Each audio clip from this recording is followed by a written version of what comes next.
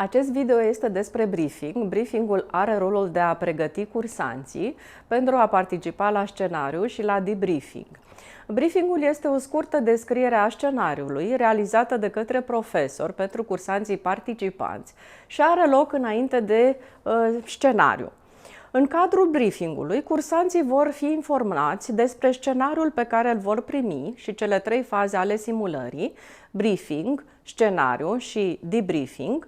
Vor fi informați despre obiectivele învățării vizate prin simulare, vor primi informații despre distribuția rolurilor în scenariu, despre rolul profesorului ca facilitator în simulare și vor fi informați și despre conținutul debriefingului.